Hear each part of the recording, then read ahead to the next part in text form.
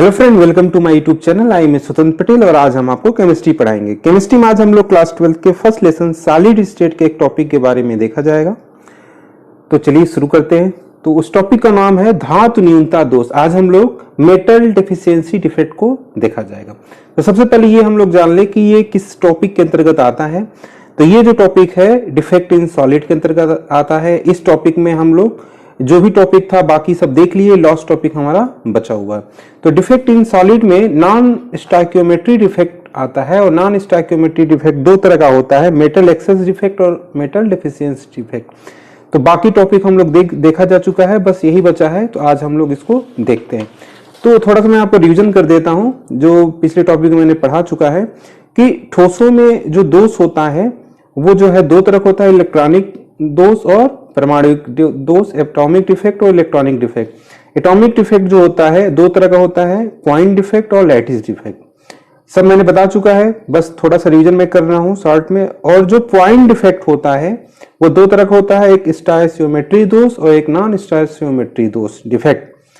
तो स्टोइकियोमेट्री दोष को हमने पूरा टॉपिक को यहाँ पढ़ लिया है। Vacancy defect, interstitial defect, Schottky defect और फ्रेंकल डिफेक्ट।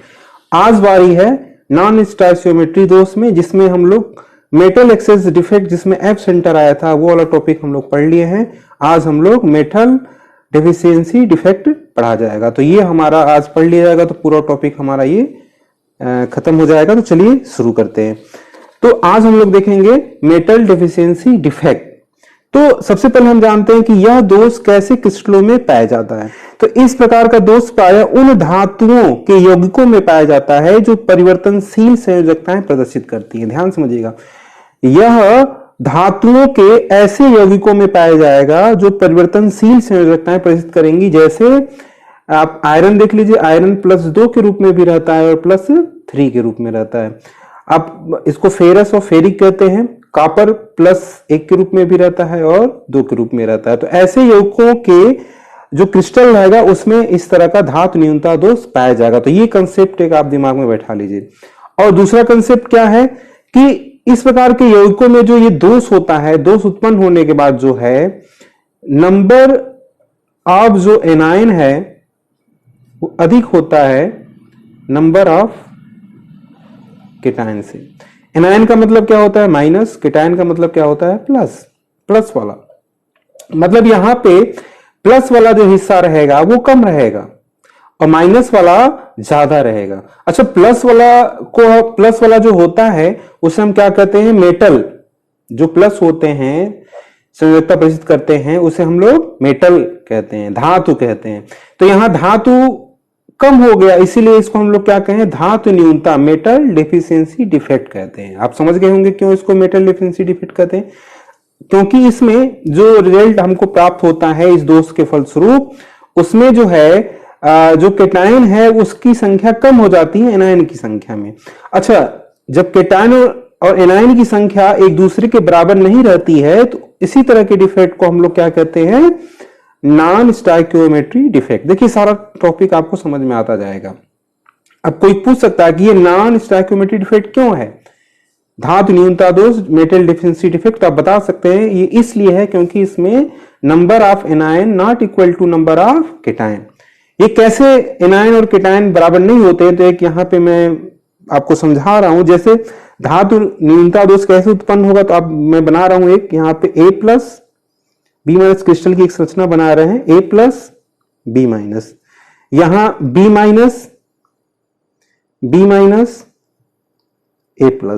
इसका अपोजिट A+B-, A+B-, इसका opposite B-, A+B-, A+। Suppose करिए कि यह एक क्रिस्टल है बेटा। अब ध्यान से देखिए, इस क्रिस्टल में एक जो है यहां पे रिक्ति बन गई है, वैकेंसी क्रिएट हो गई। और ये वैकेंसी किसके कारण क्रिएट हुई है? तो यहां क्या पाया जाना चाहिए था? आप सोचिए, यहां B- है तो यहां क्या पाया जाना था? A+, यानी प्लस वाला, यानी केटायन पाया जाना चाहिए। तो इस वैकेंसी को हम लोग क्या कहेंगे? Cation vacancy. Cation vacancy. तो ये जो हमारा वैकेंसी क्रिएट हुआ है केटायन वैकेंसी। तो इस प्रकार के दोष में क्या होता है कि एक केटायन अपनी जालक स्थिति में से, क्रिस्टल में से बाहर निकल जाता है। एक केटायन या 10 केटायन या 20 केटायन, मैं यहां पे एक छोटा सा एग्जांपल ले रहा हूं इसलिए एक केटायन बता रहा हूं, लेकिन क्रिस्टल में से लाखों केटायन ऐसे निकल जाते हैं। तो एक केटायन क्रिस्टल में से क्या होगा, बाहर निकल जाएगा। तो vacancy created by A missing एक केटायन यहां पे हो गया।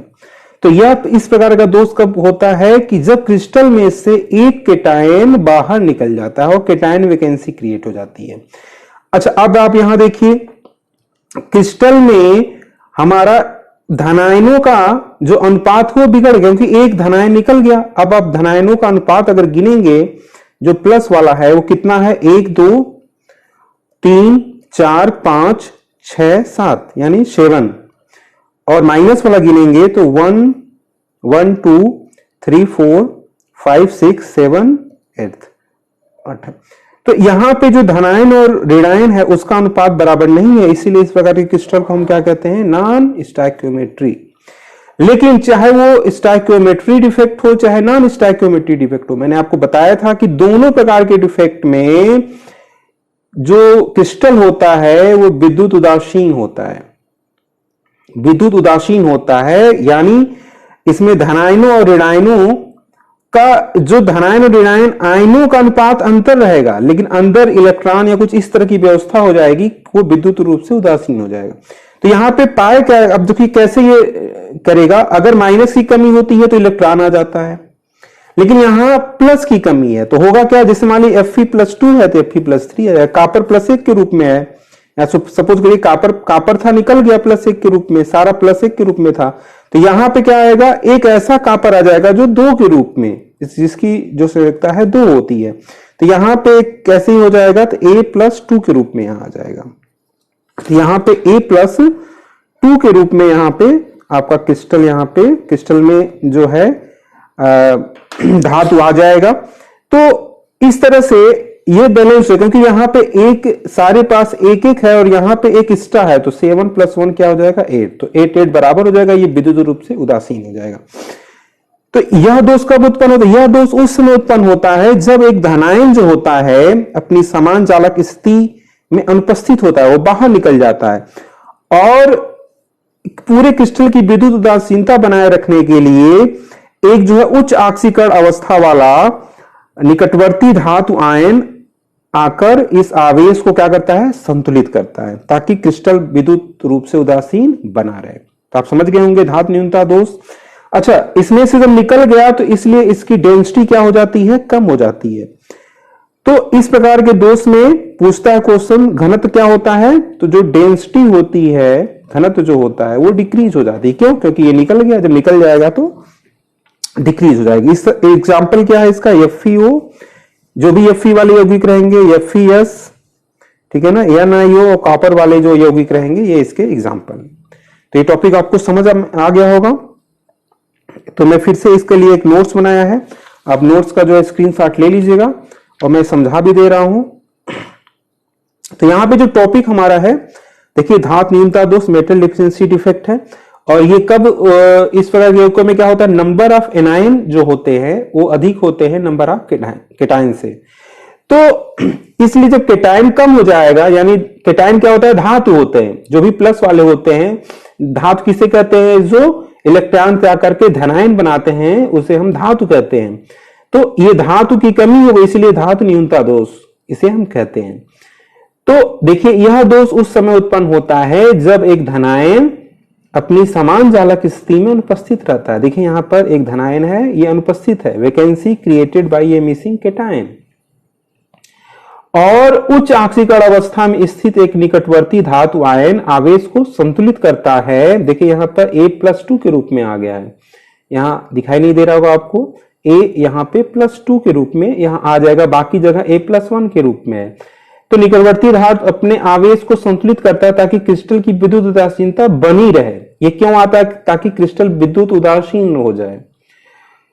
इस प्रकार के क्रिस्टलों में धनायनों, धातु आयनों की कमी हो जाती है। देखिए यहां पे एक धातु आयन कम हो गया, संख्या गिनेंगे तो यहां पे वो संख्या 7 ही रहेगा, और B- की संख्या 8 है। तो इस तरह से प्लस वाला संख्या कम में है, उसकी आवेश बराबर है, लेकिन उनकी संख्या कम है, याद रखिएगा। तो धातु आयनों की कमी हो जाती है लेकिन क्रिस्टल विद्युत उदासीनता उसकी बनी रहती है। इस प्रकार का दोष प्राय उन धातुओं के यौगिकों में पाया जाता है जो परिवर्तनशील संयोजकताएं प्रदर्शित करती है। बहुत महत्वपूर्ण है, इसको जरूर याद करिएगा। ये कहां पाया जाएगा? जो परिवर्तनशील संयोजकताएं प्रदर्शित करती है, जैसे FeO, FeS या NiO आदि। और इस प्रकार के दोष के कारण क्रिस्टल का घनत्व क्या हो जाता है? कम हो जाता है। यह भी बहुत महत्वपूर्ण टॉपिक है, इसको भी याद रखिएगा। फिगर को भी आप लोग समझ गए होंगे कि यहां से एक केटाइन जो है बाहर निकल गया है, तो केटाइन बाहर निकल जाने से केटाइन की कमी हो गई है। तो कमी तो नहीं पूरा हो रहा है, लेकिन आवेश को बराबर करने के लिए ये बगल वाला जो केटाइन है उस पर एक उच्च ऑक्सीकरण अवस्था आ जा रहा है, +2 के रूप में आ जा रहा है, जिससे आवेश जो है संतुलित हो जा रहा है। अगर आप यहां पे नंबर ऑफ केटाइन गिनेंगे, हम लोग गिन चुके हैं, नंबर ऑफ केटाइन गिनेंगे तो 7 आ रहे हैं, और नंबर ऑफ एनाइन गिनेंगे तो 8 आएगा। तो number of cation not equal to number of anion, number of anion is more than number of cation. आप यहां ये समझ सकते हैं। तो ये टॉपिक आप समझ गए होंगे। अगर कोई भी दिक्कत हो तो कमेंट बॉक्स में जरूर बताएं, हम आपकी मदद करेंगे। वीडियो देखने के लिए धन्यवाद।